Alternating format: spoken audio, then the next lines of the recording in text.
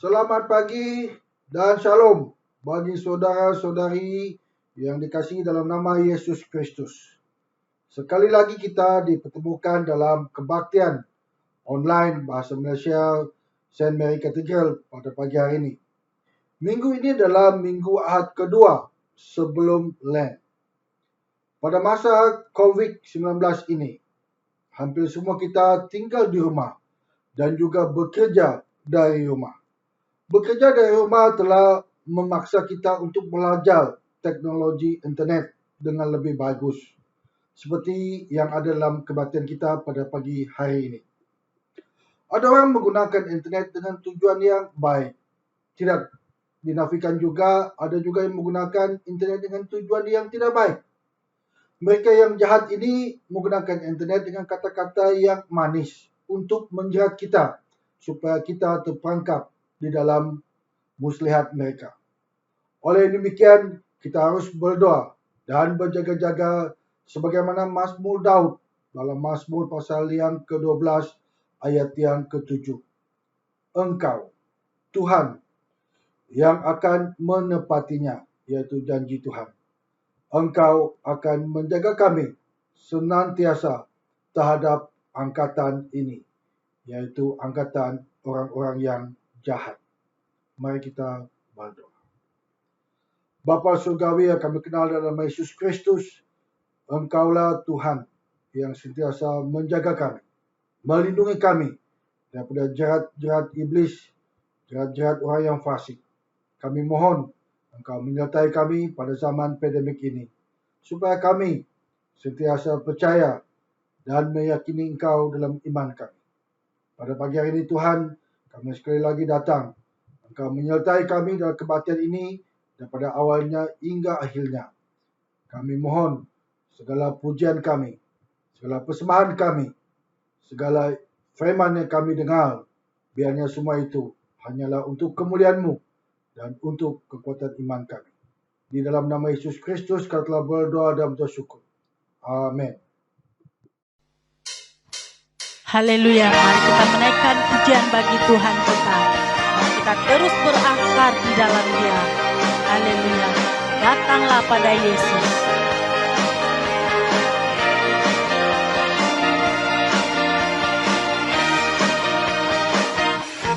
Kehidupan adalah satu perjalanan, tetapi bukan perjalanan yang tak menentu.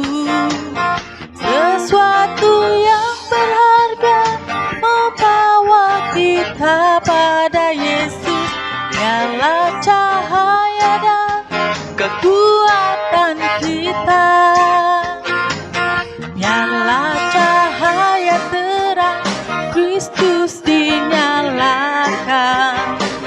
Sinarnya menyinari hati kita sepenuhnya, menjalani kehidupan dan tetap di dalam Yesus. Bernyanyi dan bersoraklah bagi Dia. Datanglah pada Yesus, berakar di dalamnya, dibangun di atasnya, teguh di dalam iman. Datanglah pada Yesus, berakar di dalam Dia, dibangun di atasnya, teguh di dalam iman selamanya. Kita diundang untuk dibentuk di dalam namanya.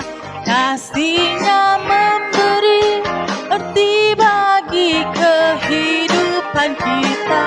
Diperkuatkan agar mampu berjalan bersamanya, untuk berdiri teguh dalam segalanya. Datanglah pada Yesus, berakar di dalam Dia, dibangun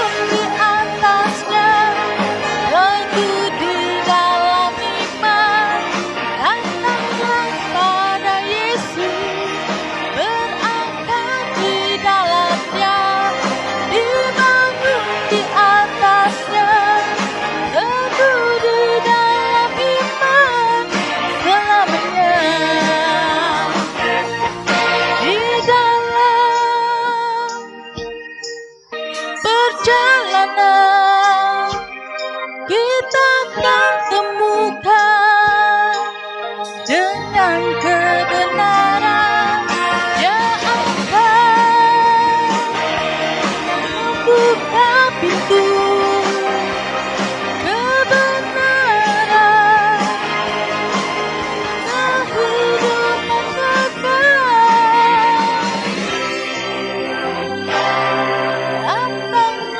Datanglah pada Yesus, berangkat di dalam Dia, dibangun di atasnya, teguh di dalam iman.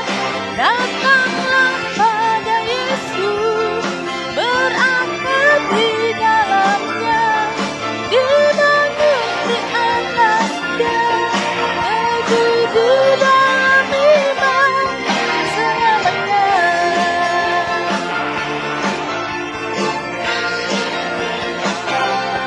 Selamanya.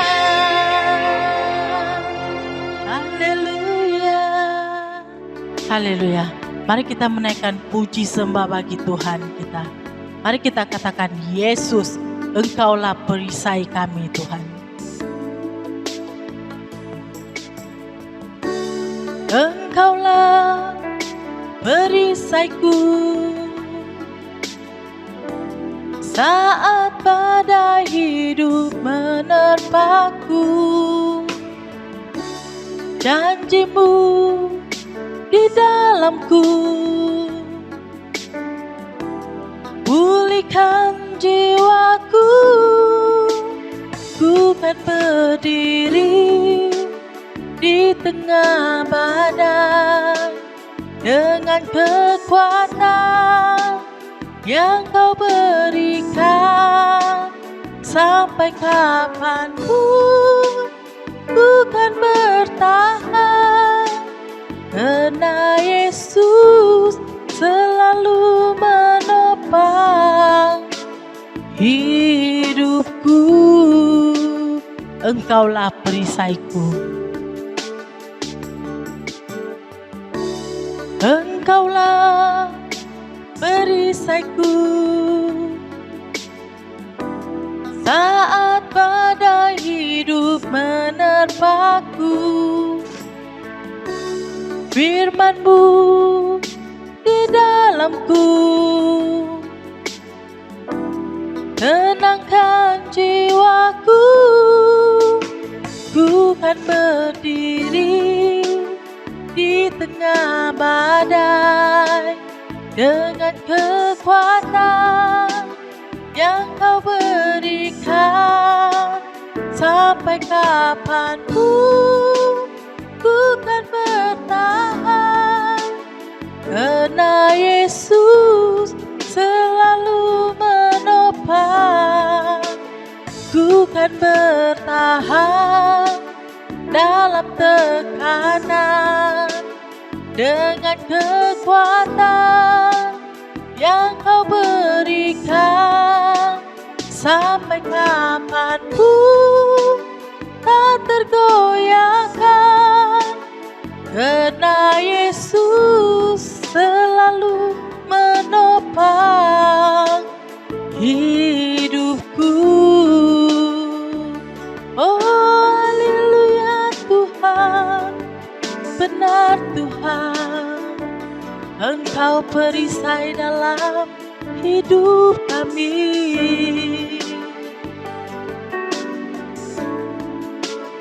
Ku kan berdiri di tengah badai dengan kekuatan yang Kau berikan.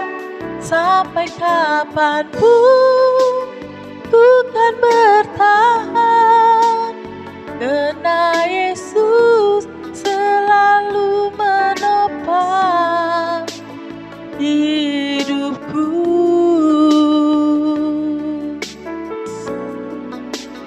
Karena Yesus selalu menopang hidupku.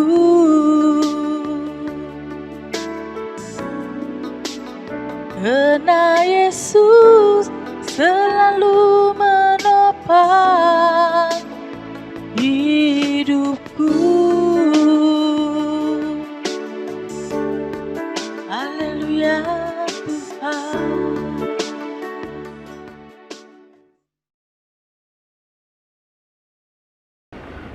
Pembacaan Perjanjian Lama diambil daripada Yeremia 23 ayat 9 sehingga 32. Mengenai nabi-nabi, hatiku hancur dalam dadaku, segala tulangku goyah. Keadaanku seperti orang mabuk, seperti laki-laki yang terlalu banyak minum anggur, oleh kerana Tuhan dan oleh kerana firman-Nya yang kudus. Negeri telah penuh dengan orang-orang berzinah. Sungguh, oleh kerana kutuk ini gersanglah negeri, dan layulah padang-padang rumput di gurun. Apa yang dikejar mereka adalah kejahatan, dan kekuatan mereka adalah ketidakadilan. Sungguh, baik nabi maupun imam berlaku fasik. Di rumahku pun juga aku mendapati kejahatan mereka. Demikianlah firman Tuhan. Sebab itu jalan mereka akan seperti jalan-jalan yang licin bagi mereka. Di dalam gelap mereka akan terseradung dan akan jatuh di sana. Sebab aku akan mendatangkan malapetaka atas mereka dalam tahun waktu mereka dihukum. Demikianlah firman Tuhan. Di kalangan para nabi Samaria, aku melihat ada yang kurang pantas. Mereka bernubuat demi Baal dan menyesatkan umatku Israel. Tetapi di kalangan para nabi Yerusalem, aku melihat ada yang mengerikan. Mereka berzinah dan berkelakuan tidak jujur. Mereka menguatkan hati orang-orang yang berbuat jahat, sehingga tidak ada seorang pun yang bertobat dari kejahatannya. Semuanya mereka telah menjadi seperti Sodom bagiku, dan penduduknya seperti Gomora. Sebab itu beginilah firman Tuhan semesta alam mengenai para nabi itu. Sesungguhnya aku akan memberi mereka makan ipuh dan minum racun. Sebab dari para nabi Yerusalem telah meluas kefasikan ke seluruh negeri. Beginilah firman Tuhan semesta alam. Janganlah dengarkan perkataan para nabi yang bernubuat kepada kamu. Mereka hanya memberi harapan yang sia-sia kepadamu, dan hanya mengungkapkan penglihatan rekaan hatinya sendiri, bukan apa yang datang dari mulut Tuhan. Mereka selalu berkata kepada orang-orang yang menista firman Tuhan, kamu akan selamat.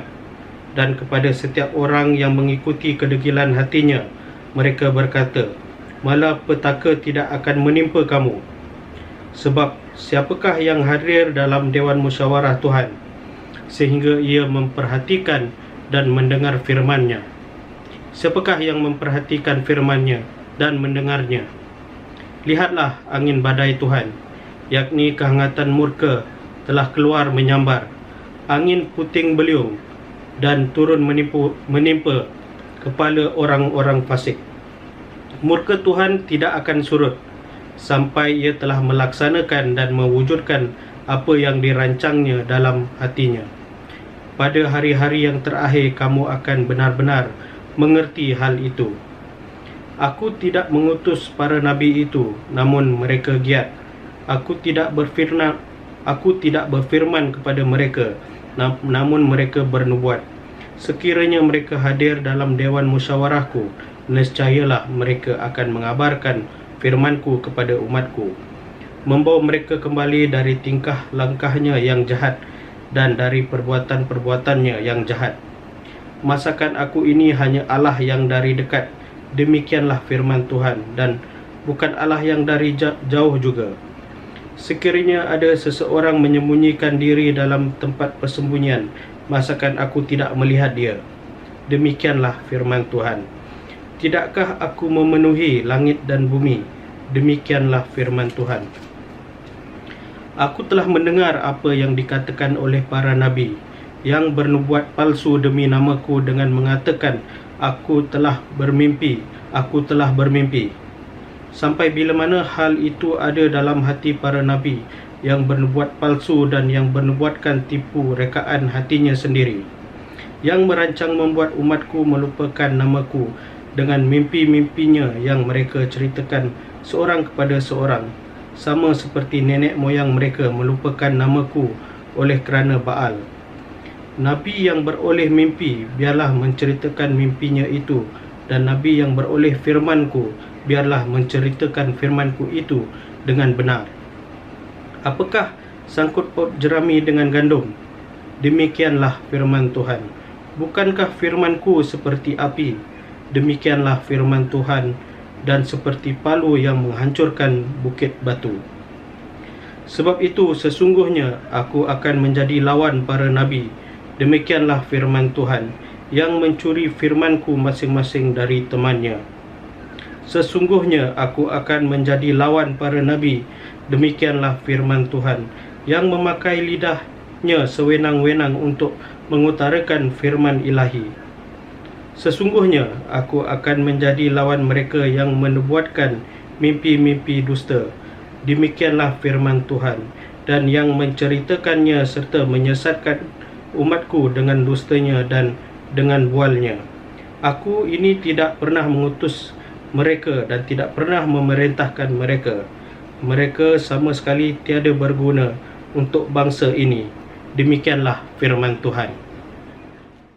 Pembacaan epistola pada pagi ini diambil dari Yudas pasal 1 ayat 1 hingga 16. Dari Yudas, hamba Yesus Kristus dan saudara Yakobus, kepada mereka yang terpanggil, yang dikasihi dalam Allah Bapa, dan yang dipelihara untuk Yesus Kristus. Rahmat, damai, sejahtera, dan kasih kiranya melimpahi kamu. Segala saudaraku yang kekasih, sementara aku bersungguh-sungguh berusaha menulis kepada kamu tentang keselamatan kita bersama, aku merasa terdorong untuk menulis ini kepada kamu dan menasihati kamu, supaya kamu tetap berjuang untuk mempertahankan iman yang telah disampaikan kepada orang-orang kudus. Sebab ternyata ada orang tertentu yang telah masuk menyusup di tengah-tengah kamu, yaitu orang-orang yang telah lama ditentukan untuk dihukum. Mereka adalah orang-orang yang fasik, yang menyalahgunakan kasih karunia Allah kita untuk melampiaskan hawa nafsu mereka, dan yang menyangkal satu-satunya penguasa dan Tuhan kita, Yesus Kristus. Tetapi sekalipun kamu telah mengetahui semuanya itu dan tidak meragukannya lagi, aku ingin mengingatkan kamu bahawa memang Tuhan menyelamatkan umatnya dari tanah Mesir, namun sekali lagi membinasakan mereka yang tidak percaya, dan bahawa Ia menahan malaikat yang tidak taat pada batas-batas kekuasaan mereka, tetapi yang meninggalkan tempat kediaman mereka dengan belenggu abadi dalam dunia kekelaman, sampai penghakiman pada hari besar, sama seperti Sodom dan Gomora dan kota-kota sekitarnya, yang dengan cara yang sama melakukan percabulan dan mengejar kepuasan-puasan yang tak wajar, setelah telah menanggung sisaan api kekal sebagai peringatan kepada semua orang. Namun demikian, orang-orang yang mimpi-mimpian ini juga mencemarkan tubuh mereka dan menghina kekuasaan Allah, serta menghujat semua yang mulia di syurga. Tetapi penghulu malaikat Mikael, ketika dalam suatu persilihan bertengkar dengan iblis mengenai mayat Musa, tidak berani menghakimi iblis itu dengan kata-kata hujatan, tetapi berkata, kiranya Tuhan menghardik engkau. Akan tetapi mereka menghujat segala sesuatu yang tidak mereka ketahui, dan justru apa yang mereka mengetahui dengan melaluinya seperti binatang yang tidak berakal. Itulah yang mengakibatkan kebinasaan mereka. Celakalah mereka kerana mereka mengikuti jalan yang ditempuh Kain, dan kerana mereka oleh sebab upah menceburkan diri ke dalam kesesatan Bilim, dan mereka binasa kerana kedurhakaan seperti Korah. Mereka inilah noda dalam perjamuan kasihmu, di mana mereka tidak malu-malu melahap dan hanya mementingkan dirinya sendiri. Mereka bagaikan awan yang tak berair, yang berlalu ditiup angin. Mereka bagaikan pohon-pohon dalam musim gugur, tidak menghasilkan buah, pohon-pohon yang terbatun dengan akar-akarnya dan yang mati sama sekali. Mereka bagaikan ombak laut yang ganas, yang membuihkan keaiban mereka sendiri. Mereka bagaikan binatang-binatang yang baginya telah tersedia tempat di dunia kekelaman untuk selama-lamanya.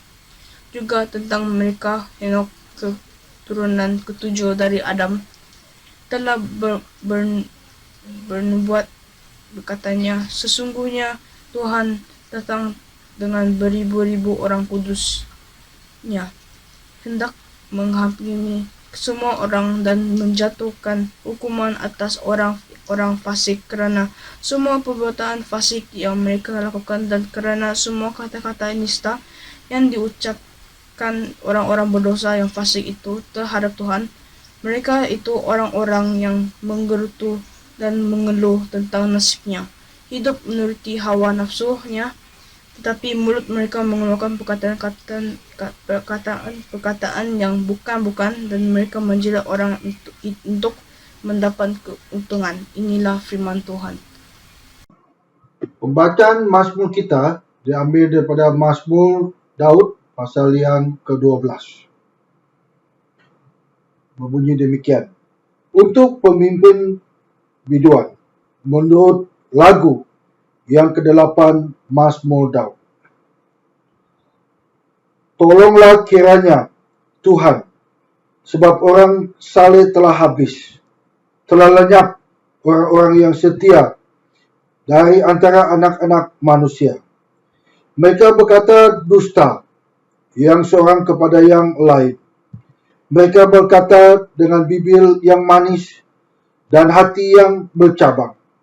Biarlah Tuhan mengerat segala bibir yang manis dan setiap lidah yang bercakap besar dari mereka yang berkata, dengan lidah kami menang, bibir kami menyokong kami.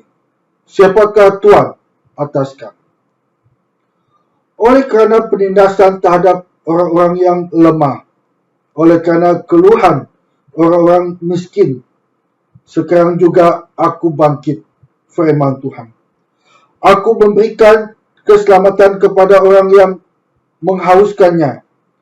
Janji Tuhan adalah janji yang murni, bagaikan perak yang teruji.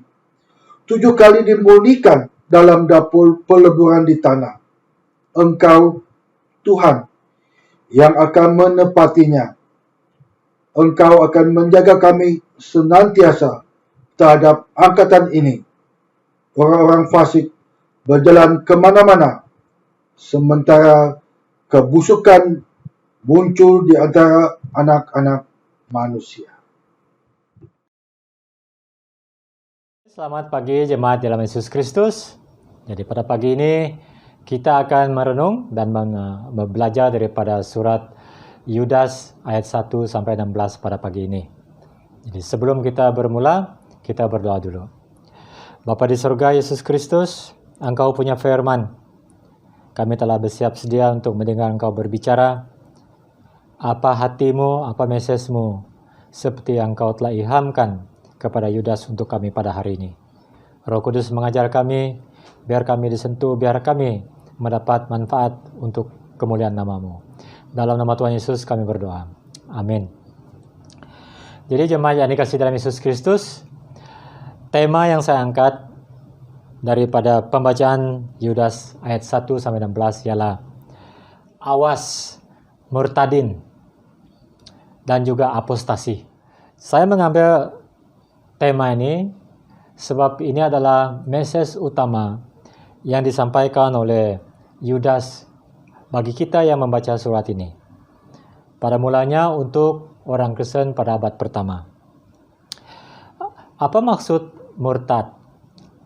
Murtad artinya ialah orang yang dulunya percaya, tetapi sekarang telah meninggalkan imannya kepada Kristus. Dulunya dia percaya kepada Yesus, tetapi sekarang dia membelakangi Yesus. Jadi kita mesti awas dengan murtadin macam ini. Jadi untuk itu saudara, sebelum kita melihat apa inti murtadin seperti dalam ayat 1 sampai 16, saya ingin mulakan dengan satu soalan dulu. Dan saya harap Jawaban kepada soalan ini akan kita perolehi di dalam ayat 1 sampai 16 nanti. Soalannya seperti ini. Untuk menjatuhkan iman dan memecah belahkan persekutuan Kristen, musuh manakah yang membawa kesorakan yang paling maksimum? Apakah musuh yang menyerang dari luar ataupun musuh dalaman, yaitu musuh dalam selimut? Seperti yang kita maklum, saudara, di mana-mana sekarang, baik di dalam kampung kita kah, baik dalam daerah kita kah, di dalam Malaysia kah, sudah banyak orang Kristen yang meninggalkan Kristus.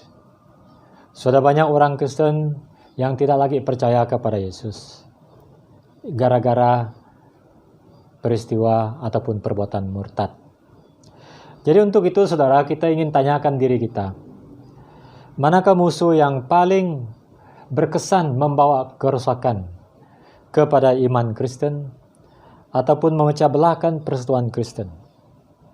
Saya percaya, saudara, kalau kita diserang dari luar, saya percaya itu boleh membuat kita lebih kuat dalam iman kita.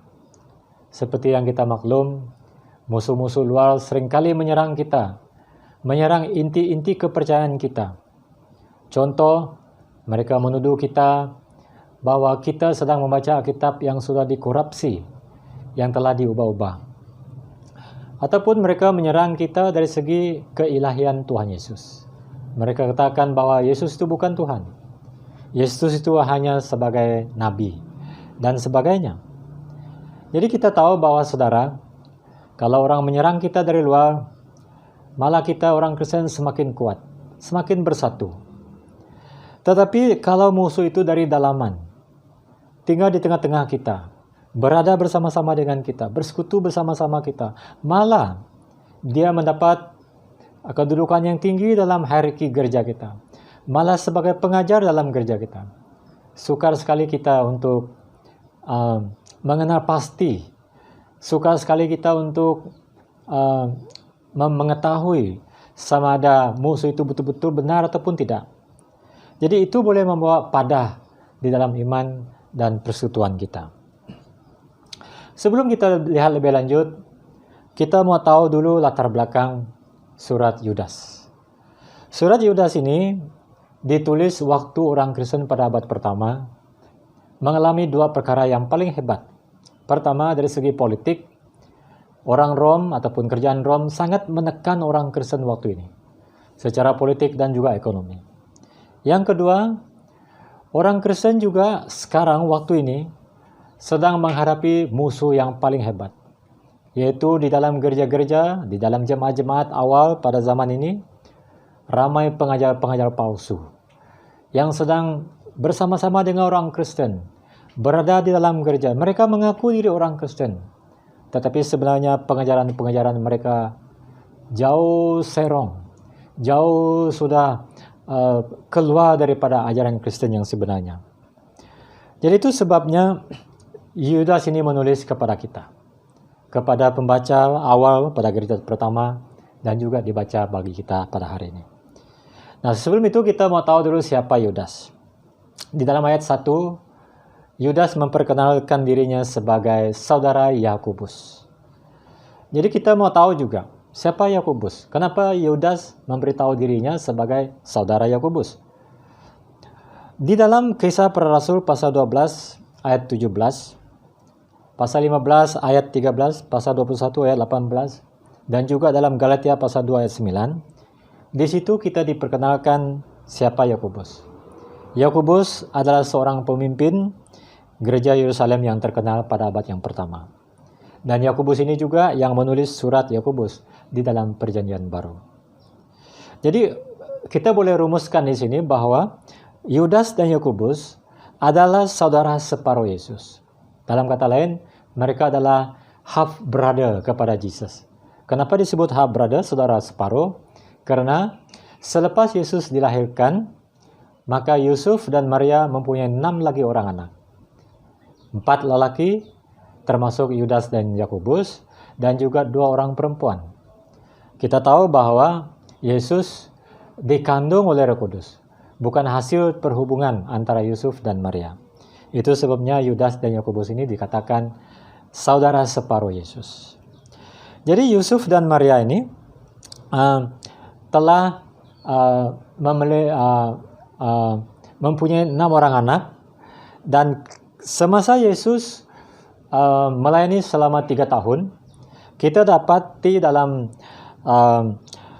Matius pasal 13 ayat 55, Markus pasal 6 ayat yang ketiga, Yohanes pasal 7 ayat kelima, kita membaca di sana bahwa semua saudara Yesus sebenarnya tidak percaya kepada Yesus waktu dia melayani. Dalam kata lain, mereka menentang Yesus sewaktu Yesus sedang berada di dunia ini, melayani selama 3 tahun.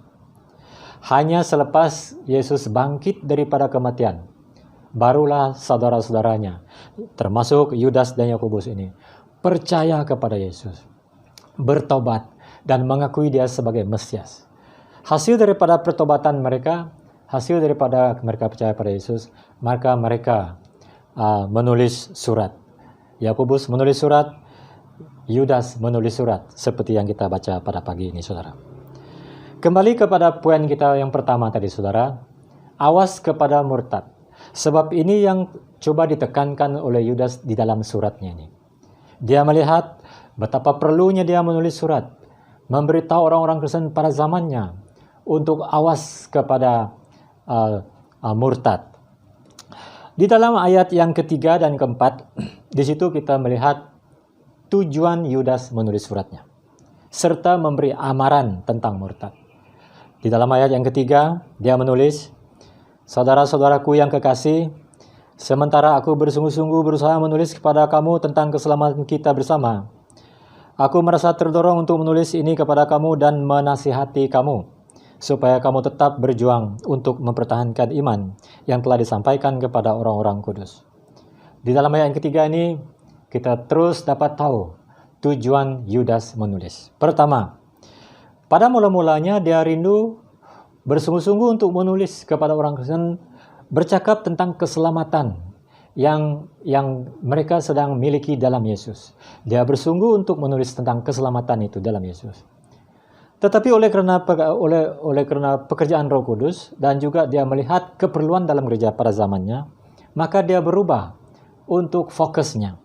Dikatakan, aku merasa terdorong untuk menulis ini kepada kamu dan menasihati kamu, supaya kamu tetap berjuang untuk mempertahankan iman yang telah disampaikan kepada orang-orang kudus. Nah, di sini kita lihat perubahan. Pada mulanya Yudas ingin menulis surat untuk bercakap tentang keselamatan yang mereka miliki bersama.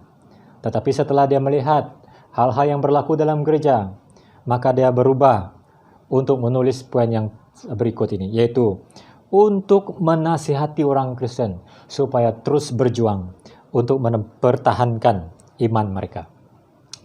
Jadi kenapa Yudas ini berubah untuk menulis tentang berjuang dan mempertahankan iman?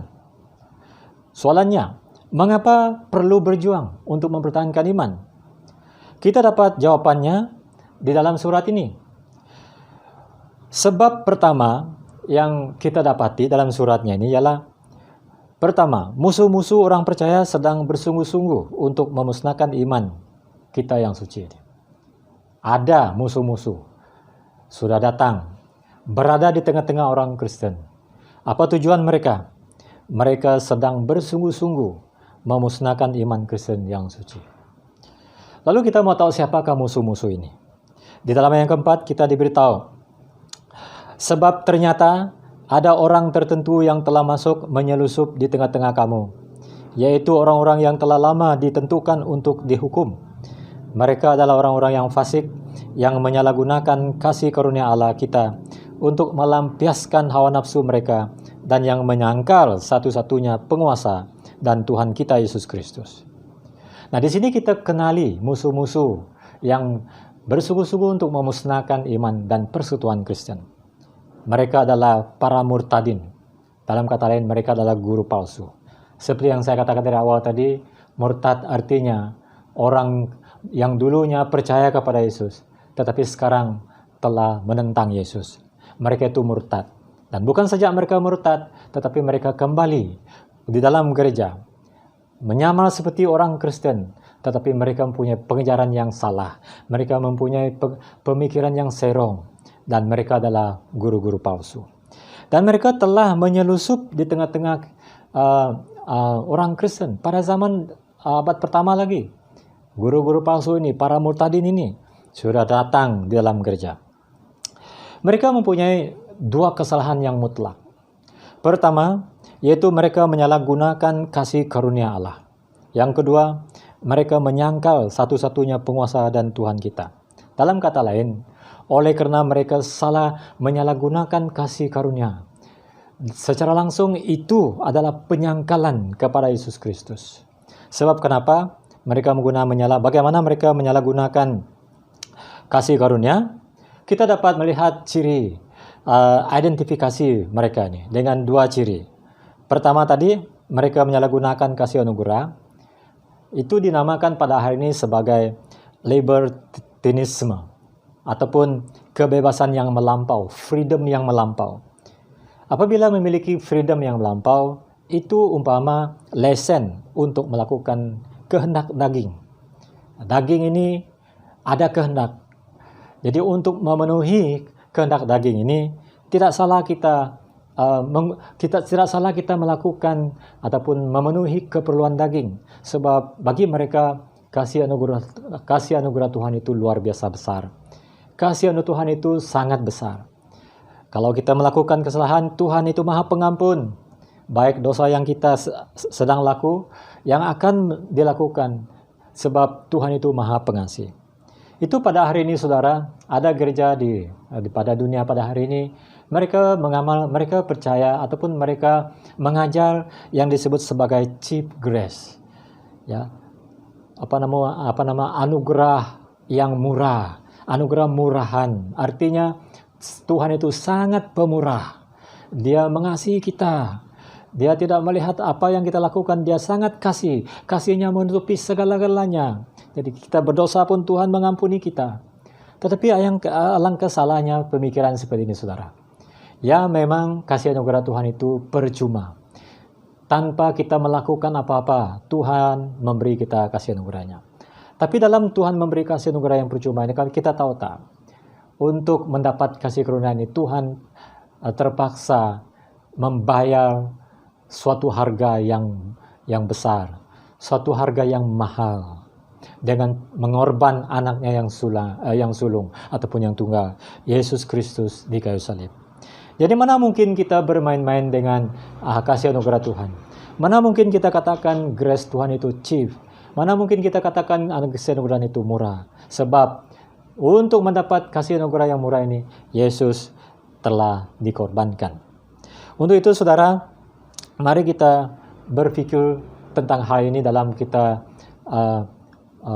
melaksanakan kehidupan kita di dalam Tuhan.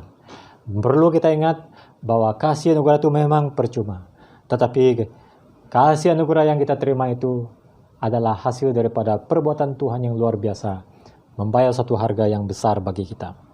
Nah, itu membawa pengajar-pengajar palsu ataupun guru-guru palsu ini kepada penyangkalan anak Tuhan yang tunggal, yaitu Yesus Kristus. Sebab dasar kasih anugerah itu sudah rosak, maka itu secara langsung menyangkal Tuhan Yesus Kristus sebagai anak Tuhan. Jadi yang kedua yang kita ingin lihat, hasil daripada perbuatan orang yang murtad ini menjadi guru-guru palsu yang telah menyelusup dalam gereja ini. Yudas mengingatkan kita akibat daripada murtad. Dia membawa kita ke masa lampau, menceritakan tindakan-tindakan yang pernah terjadi yang boleh membawa kemusnahan kepada orang yang murtad. Pertama, dia mengambil kisah orang Israel. Kita tahu orang Israel telah dibebaskan oleh Tuhan, membawa mereka keluar dari perhambaan dari Mesir, menuju ke tanah perjanjian. Di dalam perjalanan, Musa menghantar 12 pengintip untuk mengintip tanah perjanjian. Selepas mengintip, 12 orang pengintip itu pulang, masing-masing memberi laporan. Daripada 12 pengintip, 10 orang memberi laporan yang tidak baik. 10 pengintip memberi laporan yang negatif. Laporan mereka mengatakan bahwa orang-orang di negeri yang kita akan masuk itu orang-orang perkasa, orang besar, orang kuat dari segi tentera dan sebagainya. Hasil daripada laporan mereka ini, orang kebanyakan yang mendengar laporan ini, runtuh moral mereka, runtuh semangat mereka. Lalu mereka menjadi takut, lalu mereka melawan Musa seperti melawan Tuhan. Lalu mereka berkata kepada Musa, "Musa, Engkau bawa kita ke sini untuk dibunuh oleh orang. Engkau membawa kita ke sini untuk mati di sini. Kan lebih baik kita tinggal di Mesir daripada kita akan datang di sini dan sebagainya, dibunuh dan siksa." Daripada 10 pengintip, hanya 2 orang saja yang membawa laporan yang meyakinkan kepercayaan pada Tuhan, yaitu Joshua dan Kaleb. Mereka berkata bahwa tidak, dengan Tuhan kita akan mampu. Namun kerosakan sudah terjadi.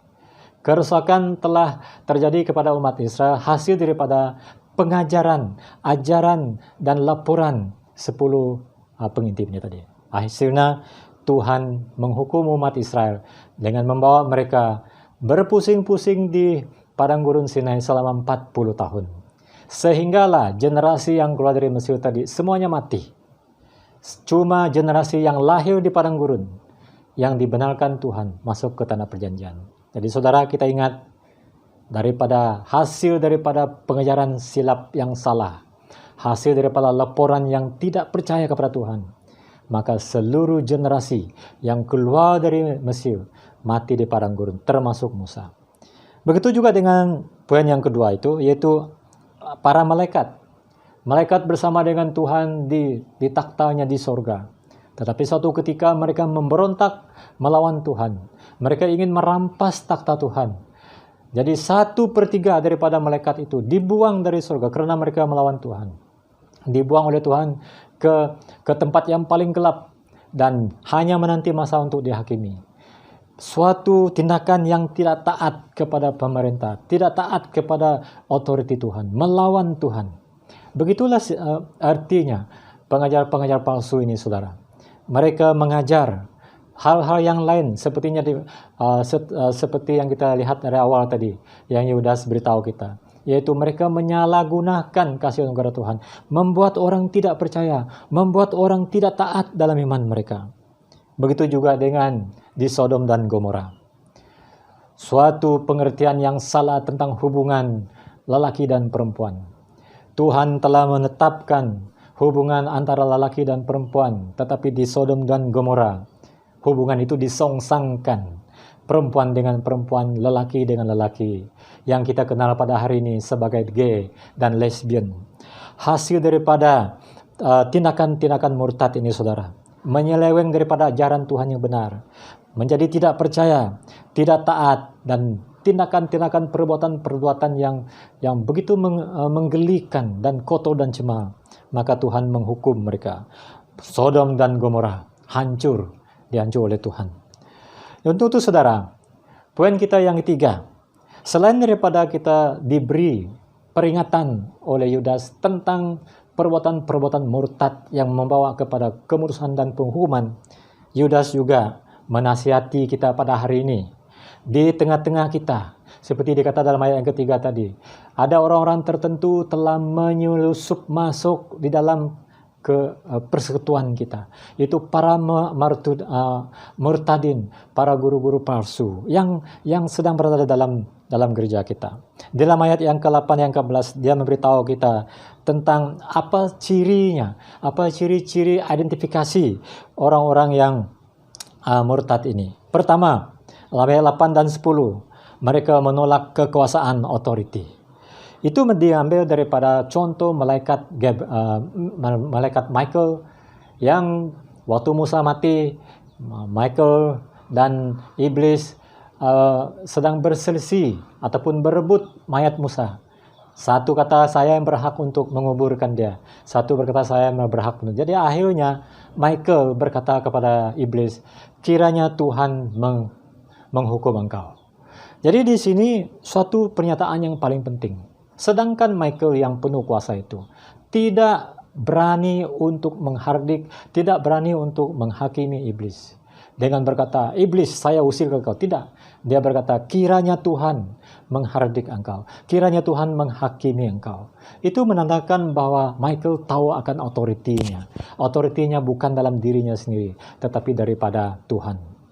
Untuk ini saudara, ini suatu pengajaran bagi kita untuk mengenal pasti ataupun ciri-ciri identifikasi guru-guru palsu di tengah-tengah kita. Mereka dengan berani pergi pada saat ini saudara, pada dalam pelayanan mereka dengan berani menghardik, mengusir dan melawan iblis, mencari-cari iblis dan melawan iblis dengan seolah-olah mereka yang memiliki kuasa. Yudas memberitahu kita di sini, ini adalah satu ciri identifikasi guru-guru palsu pada zaman ini. Ya, tidak tahu akan authority yang sebenarnya ada. Authority itu hanya ada dalam Tuhan, bukan dalam diri kita.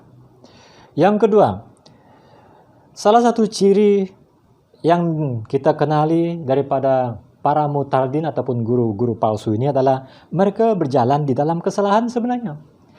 Mereka tak sedar mereka sedang jalan dalam kesalahan. Mereka sangat yakin dengan apa yang mereka buat, padahal itu salah. Contohnya Kain. Kain ingat persamaannya itu benar. Dia yakin dengan apa yang dia buat. Dia tidak memberi persembahan menurut apa yang Tuhan inginkan. Abel adiknya memberi persembahan korban, tetapi dia memberi persembahan pada Tuhan dengan hasil tanaman yang bukan diminta oleh Tuhan. Dia ingat dia betul. Ya, hasil daripada berjalan dengan salah ini, maka dia menjadi cemburu. Dia cemburu, akhirnya menjurus kepada kebencian. Kebenciannya menjurus kepada pembunuhan, sampai dia membunuh adiknya Abel. Jadi saudara, orang-orang yang mengajar-ajar palsu ini adalah orang-orang yang berjalan di dalam kesalahan tanpa mereka sadar. Begitu juga dengan Bilaim. Yudas memberitahu contoh Bilaim. Bilaim ini seorang hamba Tuhan, memainkan peranan hamba Tuhan, disuruh untuk mengutuk orang Israel. Dia melakukannya pelayanan itu dengan untuk pulangan ganjaran material. Balak raja Moab akan memberi sesuatu kepada dia jika dia melakukan sesuatu untuk dia. Dan sayang sekali Bilaim menjurus untuk melakukan gara-gara untuk mendapat pulangan. Alangkah betulnya kepada para murtadin, orang-orang yang mengajar yang salah dalam gereja hari ini. Mereka melakukan sesuatu pelayanan mereka karena ingin mendapat ganjaran. Mereka melakukannya perlu berganjaran. Satu lagi contoh yang Yudas angkat bagi kita, yaitu peristiwa Korah pada zaman Musa dan Harun, waktu mereka di padang gurun. Korah membangkitkan satu kumpulan pemberontak yang mempersoalkan kepimpinan Musa dan Harun. Lalu mereka memberontak, datang kepada Musa dan Harun, menentang mereka, siapa yang melantik kamu menjadi ketua atas kami, pemimpin atas kami. Lalu mereka menentang. Akibat daripada penentangan mereka, Tuhan menghukum Korah dan geng-gengnya, sehingga semuanya dibunuh pada saat itu juga. Jadi saudara, kita dapat melihat 3 poin orang yang berjalan dengan kesalahan. Mereka ingat mereka betul. Kain ingat dia betul. Bilaim ingat dia betul. Korah ingat dia betul. Padahal mereka dalam kesalahan yang salah. Mereka yakin. Begitulah dengan pengajar-pengajar palsu. Begitulah dengan mereka pada hari ini. Kalau ditegur, mereka kata, jangan menghakimi kami. Hanya Tuhan saja yang dapat menghakimi. Itu kata mereka ini. Mereka tidak tahu mereka sedang jalan dalam kesalahan. Dalam ayat yang ke-12 dan 13, guru-guru palsu ini juga, mereka memimpin dengan kepalsuan. Berpura-pura sajalah, ya. Mereka berpura bermain seperti orang yang baik, ya, sebagai guru yang benar. Tetapi sebenarnya mereka menolak Tuhan, seperti yang kita lihat dalam ayat yang ketiga tadi.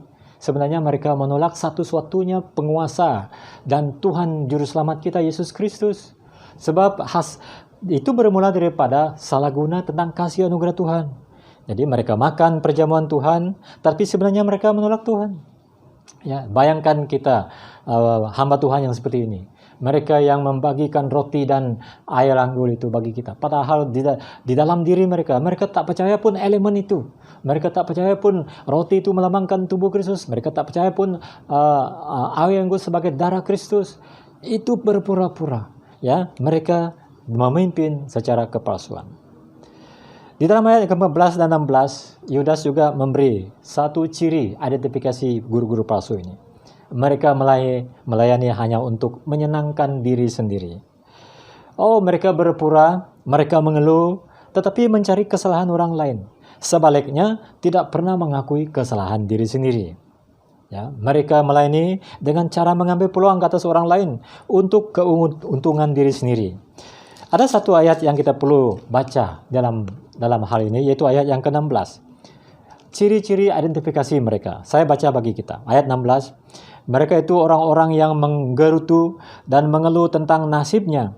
Hidup menurut hawa nafsunya. Tetapi mulut mereka mengeluarkan perkataan-perkataan yang bukan-bukan. Dan mereka menjilat orang untuk mendapat keuntungan. Betapa jahatnya nabi-nabi palsu ini. Guru-guru palsu ini. Mereka berpura-pura, lalu mereka mengeluh dan mencari keuntungan diri sendiri. Sampai mereka melakukan pelayanan mereka hanya untuk menjilat, mendapat orang lain untuk mendapat keuntungan.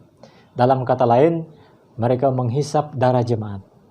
Hamba-hamba Tuhan yang seperti ini, saudara, mereka mengajar hal-hal yang hanya menyenangkan, memberi janji-janji kepada jemaat. Di dalam ayat yang kita baca tadi, dalam ayat ke-14 dan juga 16 itu, banyak gambaran yang diberikan oleh Yudas kepada mereka. Ya, mereka umpama awan yang nampak macam hujan, tetapi apabila angin bertiup tak jadi hujan. Apabila mereka membuka mulut mereka, apabila mereka melakukan pengajaran mereka, bunyinya dan juga bunyi dan pemikiran mereka nampak bernas rupanya, tetapi sebenarnya tidak begitu. Semuanya kosong. Jadi saudara, itulah tentang ciri-ciri kenapa kita perlu awas dengan para murtadin dan guru-guru palsu yang sedang berada dalam gereja pada hari ini. Jadi saya ingin menutup khotbah kita dengan 3 aplikasi yang mungkin kita perlu amalkan. Yaitu sesuai dengan kehendak Yudas, tujuan dia menulis surat yaitu berjuanglah mempertahankan iman kita sesuai dengan apa yang diturunkan bagi kita. Jadi caranya ialah bagaimana mengelak diri dari disesatkan dan dimurtadkan oleh guru-guru palsu ini. Bagaimana? 1. Pertama yang paling penting, kita perlu kenali Yesus dan kebenaran dan sungguh-sungguh, dengan sungguh-sungguh. Ya, bermula daripada Yesus itu sendiri. Selagi kita tidak kenal Yesus dengan sungguh-sungguh, selagi itulah kita senang disesatkan. Selagi itulah kita senang dimurtadkan. Patutlah kita nampak di mana-mana di dalam gereja dan sebagainya. Ada orang rajin dalam gereja, malah terlibat aktif dalam pelayanan gereja. Tapi suatu ketika tiba-tiba kita melihat dia bukan lagi pengikut Kristus. Dia sudah menganut suatu agama yang lain. Malah bukan saja dia menganut, tapi dia berubah betul-betul. Jadi lalu kita pikir kenapa orang itu dulu aktif dalam gereja? Jawabannya senang saja. Rupa-rupanya selama dia menjadi orang Kristen, dia tidak kenal siapa Yesus. Rupa-rupanya dia tak kenal Yesus. Dia hanya kenal gereja saja. Oleh itu saudara, cara yang paling baik untuk mengenal Yesus adalah baca dan belajar Alkitab secara teratur dan konsisten. Jadi kalau gereja kita mengadakan kelas-kelas Alkitab, rajin-rajin kita ikut. Yang kedua, bertumbuh secara pribadi dengan membina hubungan yang intim dengan Yesus. Perlu ada hubungan yang intim dengan Tuhan Yesus. Tanpa hubungan yang intim dengan Yesus, kita akan sesat. Kenali Yesus, adakan hubungan intim dengan Tuhan Yesus. Caranya, membaca Alkitab dan juga berdoa. Yang ketiga, yang terakhir, tinggal bersatu bersama-sama dalam hal yang utama. Jangan gara-gara karena musik, jangan gara-gara karena cara ibadah, jangan gara-gara karena administrasi yang berbeda dan cara penginjilan yang berbeda, kita berpecah. Semuanya ini remeh saja saudara. Ya, Kalau tidak ada musik, kalau tidak ada alat musik pun, Tuhan dengar juga kita menyanyi. Kalau tidak ada orang yang menari pun, Tuhan senang juga dengan ibadah kita. Kalau kita mengurus gereja secara berbicara dengan C pun, Tuhan juga senang dengan kita. Begitu dengan cara penginjilan kita. Oleh itu saudara, mari kita tetap bersatu dalam hal yang penting, yaitu kita percaya bahwa Yesus itu adalah anak Tuhan. Trinity itu Tuhan kita. Jangan mementingkan hal-hal yang remeh seperti ini. Oleh itu saudara, mari kita taklukkan diri kepada Tuhan Yesus. Pada zaman kita ini, situasi seperti ini, semakin ramai guru-guru palsu timbul. Baik yang dari luar, baik yang sedang di dalam gereja. Jadi nasihat terakhir saya dalam hal ini, hati-hati dengan orang Kristen YouTuber yang mengajar dalam YouTube. Dengar baik-baik ajaran mereka. Cek ajaran mereka dengan Alkitab. Jangan terus terima, jangan terus telan. Memang nampak cantik rupa mereka. Memang nampak bagus ajaran mereka. Tetapi ujilah segala roh dengan firman Tuhan. Mari kita berdoa. Bapa di surga, terima kasih atas firman-Mu. Oleh itu lengkapkan kami untuk berhadapan dengan kemungkinan guru-guru palsu, baik yang di luar yang di dalam, supaya kami tidak akan murtad, kami tidak akan sesat. Dalam nama Tuhan Yesus kami berdoa dan mengucap syukur. Amin.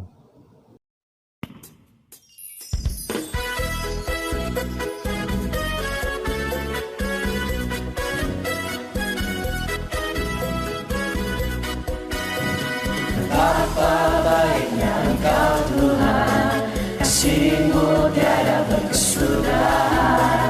Betapa mulia kasih-Mu Yesus, jiwaku diselamatkan. Betapa baiknya Engkau Tuhan, kasih-Mu tiada berkesudahan. Betapa mulia kasih-Mu Yesus, jiwaku diselamatkan. Betapa baiknya Engkau Tuhan, kasih-Mu tiada berkesudahan. Betapa mulia kasih-Mu Yesus, jiwaku diselamatkan. Hosana ku memuji Tuhan, Hosana ku tinggikan Yesus. Hosana, Hosana, Hosana. Hosana ku memuji Tuhan, Hosana ku tinggikan Yesus. Hosana, Hosana, Hosana.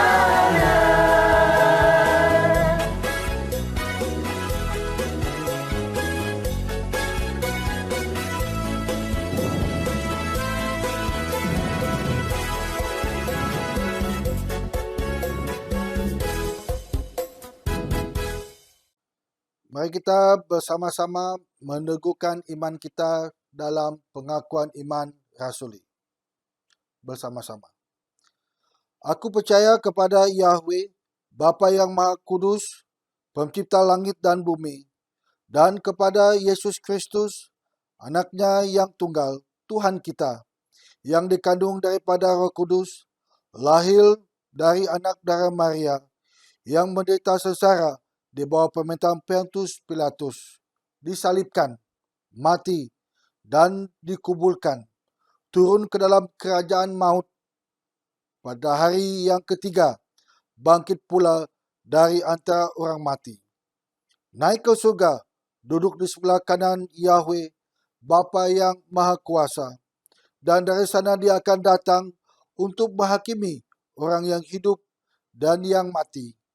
Aku percaya kepada Roh Kudus, gereja yang kudus dan am, persekutuan orang kudus, pengampunan dosa, kebangkitan orang mati, dan kehidupan yang kekal. Amin.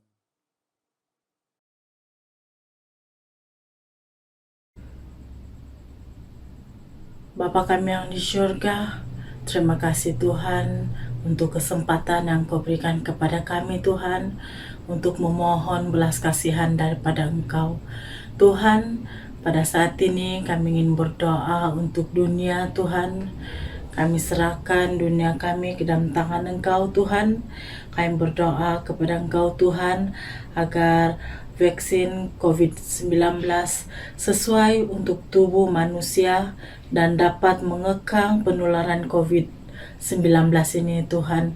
Tuhan, kami juga mau berdoa, kami juga mau memohon Tuhan agar memberi pihak pemerintah di seluruh dunia kebijaksanaan untuk menangani masalah pandemik COVID-19 ini Tuhan. Tuhan, kami mohon campur tangan daripada Engkau Tuhan untuk masalah dunia kami ini Tuhan. Kami juga mau berdoa Tuhan agar Engkau Tuhan memulihkan ekonomi dunia Tuhan. Kami percaya Tuhan, Engkau Tuhan yang mendengar setiap permohonan kami Tuhan. Kami serahkan dunia ke dalam tangan Engkau. Tuhan, kami tidak juga lupa berdoa untuk negara kami Malaysia. Pada saat ini Tuhan, kami mau berdoa Tuhan untuk agar Engkau Tuhan yang memberikan pihak pemerintah negara Malaysia kebijaksanaan untuk menangani masalah pandemik COVID-19 ini Tuhan. Kami mohon campur tangan daripada Engkau Tuhan. Tuhan, kami juga berdoa agar Tuhan memulihkan ekonomi negara kami Tuhan, agar Engkau memulihkan ekonomi negara kami Tuhan. Tuhan, kami juga mau berdoa untuk setiap doa kami ini Tuhan, kami serahkan ke dalam tangan Engkau Tuhan. Kami juga mau berdoa agar Tuhan memberikan para dokter, nurse dan para sukarelawan kekuatan untuk melayani pesakit COVID-19 dan juga pesakit lain Tuhan. Kami mohon Tuhan agar Engkau memelihara mereka, Engkau melindungi setiap barisan hadapan Tuhan yang bertungkus lumus untuk melayani setiap pesakit-pesakit COVID-19 ini Tuhan. Terima kasih Tuhan, dengar doa kami Tuhan.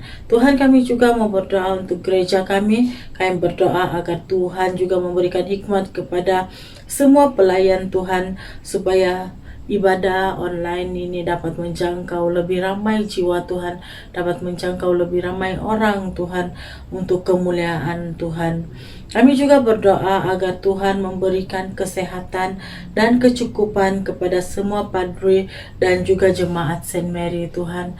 Kami percaya Tuhan, Engkau tidak pernah meninggalkan kami, malah Engkau sentiasa menopang kami Tuhan, karena kami tahu Engkau adalah perisai di dalam kehidupan kami Tuhan. Terima kasih Tuhan untuk kasih karunia-Mu di dalam gereja kami, di dalam dunia kami maupun negara kami Malaysia Tuhan. Terima kasih, segala doa kami Tuhan kami panjatkan ke dalam tangan Engkau Tuhan, karena kami percaya Engkau Allah, Engkau Tuhan yang mendengar kami Tuhan. Hanya di dalam nama Tuhan Yesus kami sudah berdoa dan mengucapkan syukur. Amin. Jemaat, mari kita saling mengingatkan di antara kita tentang hukum-hukum Tuhan. Hukum-hukum Tuhan. Dengarlah apa yang dikatakan oleh Tuhan kita Yesus Kristus. Kamu harus mengasihi Yahweh Tuhanmu dengan segenap hatimu, dengan segenap jiwamu, dengan segenap akal budimu, dan dengan segenap kekuatanmu. Ini adalah hukum yang pertama. Hukum yang kedua adalah kasihilah sesamamu manusia seperti dirimu sendiri. Tidak ada hukum lain yang lebih utama daripada kedua-dua hukum ini. Bersama-sama. Tuhan, kasihilah kami dan tuliskanlah semua hukum ini di dalam hati kami. Mari kita bersama-sama mengaku dosa kita dalam akuan dosa. Bersama-sama. Yahweh yang penuh belas kasihan, Bapa kami di surga, pencipta kami dan hakim kami. Kami telah berdosa terhadap Engkau dan terhadap sesama manusia, baik dalam fikiran, perkataan, dan perbuatan, melalui kelalaian, kelemahan, dan kesalahan yang disengajakan. Kami sekarang bertobat dan benar-benar menyesal sebab kesalahan kami. Bapa, Ampuni kami demi anak-Mu, Yesus Kristus, yang telah mati untuk kami. Kuatkanlah kami supaya dapat mengasihi dan mentaati-Mu dalam kehidupan yang baru melalui Yesus Kristus, Tuhan kami. Amin. Tuhan yang Maha Kuasa mengasihi kita, membebaskan kita dari segala dosa kita melalui Yesus Kristus, Tuhan kita. Dia menguatkan kita untuk pelayanannya dengan kuasa Roh Kudus dan memelihara kita dalam kehidupan yang kekal. Amin. Sebagaimana Yesus mengajar murid-muridnya berdoa, marilah kita bersama-sama berdoa dalam doa Tuhan kita. Bapa kami yang di surga, dikuduskanlah nama-Mu, datanglah kerajaan-Mu, jadilah kehendak-Mu di bumi seperti di surga. Berikanlah kami pada hari ini makanan kami yang secukupnya, dan ampunilah kami akan kesalahan kami, seperti juga kami mengampuni orang yang bersalah kepada kami. Dan janganlah membawa kami ke dalam percobaan, tetapi lepaskanlah kami daripada yang jahat, kerana Engkau yang mempunyai kerajaan, kuasa, dan kemuliaan sekarang dan selama-lamanya. Amin. Jemaat, mari kita bersama-sama mengucap syukur atas pimpinan Tuhan dalam kehidupan kita pada minggu yang sudah lalu maupun pada minggu yang akan datang. Mari kita bersama-sama dalam doa syukur. Tuhan kekal Bapa kami di surga, kami mengucap terima kasih kepadamu yang telah menerima kami sebagai anggota hidup anak-Mu, Yesus Kristus penyelamat kami. Kami mengucap terima kasih kepadamu yang telah memberi kami makanan rohani di dalam sekiriman tubuh dan darahnya.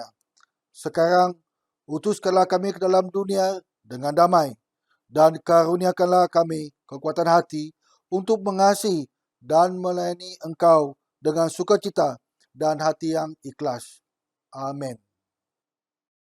Oke, jemaat yang dikasihi dalam Yesus Kristus, terima kasih atas perhatian jemaat semua, baik yang di Lembah Kelang, baik kenalan-kenalan kita yang setia mengikuti kita dalam ibadah kita, di mana-mana pun kamu berada. Kami dapat rasakan kamu diberkati oleh karena kasih Yesus. Kita bersatu di dalam iman kita. Seperti apa yang kita dengar dalam khotbah tadi, jangan biar perbezaan-perbezaan yang remeh itu membuat kita tidak bersatu, tetapi kita bersatu dalam satu nama, yaitu Yesus Kristus.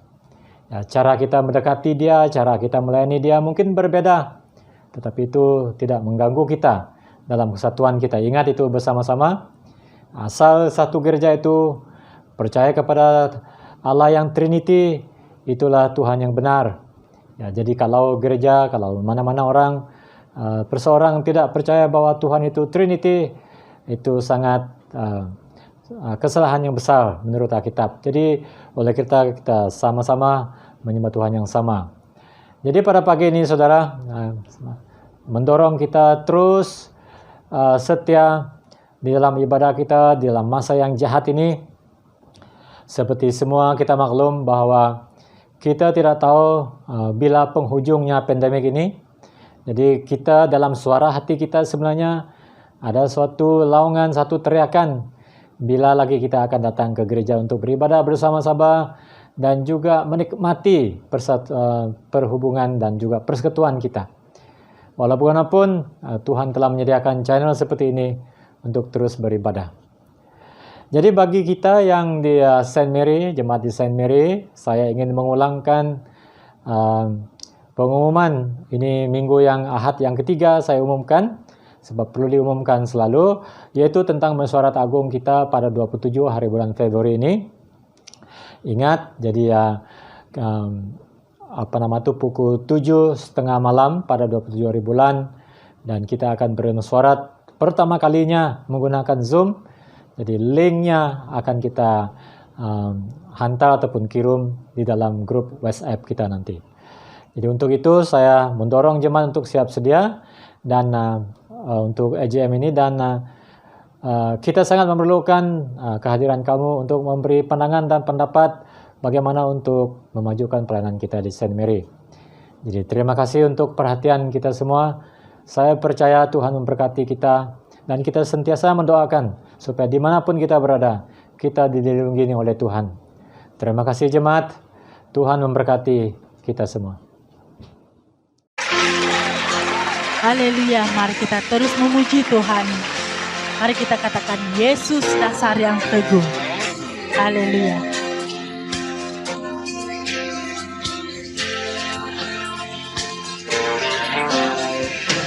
Yesus, kau dasar yang teguh, amanku bersamamu. Yesus, kau dasar yang teguh, ku percaya akan firman-Mu. Ku percaya akan firman-Mu. Yesus, kau dasar yang teguh, amanku bersamamu. Yesus, kau dasar yang teguh, ku percaya akan firman-Mu. Ku percaya akan firman-Mu. Sungguh ku percaya masa depanku dalam rancangan-Mu. Ku percaya, percaya. Yesus, kau dasar yang teguh, amanku bersamamu. Yesus, kau dasar yang teguh, ku percaya akan firman-Mu. Ku percaya akan firman-Mu. Firman-Mu setia, ajaib kuasa-Mu. Allah pelepasku. Ku percaya, percaya. Yesus, kau dasar yang teguh, amanku bersamamu. Yesus, kau dasar yang teguh, ku percaya akan firman-Mu. Ku percaya akan firman-Mu. Yesus, kau dasar yang teguh, amanku bersamamu. Yesus, kau dasar yang teguh, ku percaya akan firman-Mu. Ku percaya akan firman-Mu. Yesus, kau dasar yang teguh, amanku bersamamu. Yesus, kau dasar yang teguh, ku percaya akan firman-Mu. Ku percaya akan firman-Mu. Ku percaya akan firman-Mu. Ku percaya akan firman-Mu. Ku percaya akan firman-Mu. Ku percaya akan firman-Mu. Haleluya. Berkemuliaan bagi Tuhan. Yesus dasar yang teguh. Shalom sekali lagi jemaat yang dikasihi dalam Yesus Kristus. Sekarang kita sudah sampai di penghujung ibadah kita. Mari kita menyiapkan hati kita, menyediakan diri kita untuk keluar daripada ibadah kita ini. Minggu depan, besok kita akan keluar ke dunia dan kita memerlukan Tuhan menyertai kita. Jadi sebelum kita keluar, terimalah doa, pemberkatan, dan juga pengutusan. Jemaat yang dikasihi dalam Yesus Kristus, sentosa Tuhan yang melebihi pengertian manusia, memelihara hati dan jiwa kamu di dalam pengetahuan dan kasih Tuhan, dan anaknya Yesus Kristus Tuhan kita. Dan berkat Tuhan yang Maha Berkuasa, Bapa, Anak, dan Roh Kudus, menyertai kita, berserta dengan kita, tinggal serta dengan kita, sampai selama-lamanya. Amin. Amin. Amin. Jemaat Pergilah dengan damai sejahtera dan layanilah Tuhan. Sama-sama kita sebut dalam nama Kristus. Amin. Terima kasih jemaat. Jumpa lagi dalam ibadah kita minggu depan. Tuhan menyertai.